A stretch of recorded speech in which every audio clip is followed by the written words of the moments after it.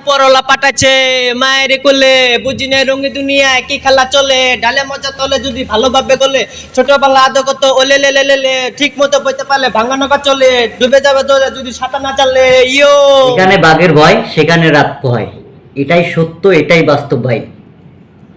বর্তমান সোশ্যাল মিডিয়ায় এই গানটা ব্যাপক আকারে ভাইরাল,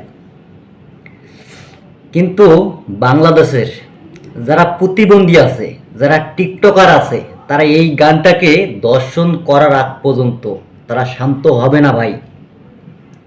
যদিও বা এই ছেলেটি গানটা খুব সুন্দরভাবে গাইছে, কিন্তু সে যেভাবে শুরুতে চিল্লান মারছে, আমি তো ভয় পেয়ে গেছি ভাই।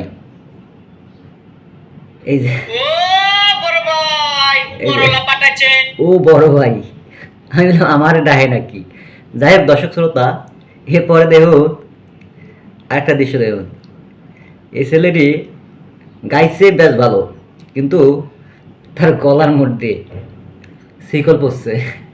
কারণটা কি? সে গলার মধ্যে শিকল লাগাইছে।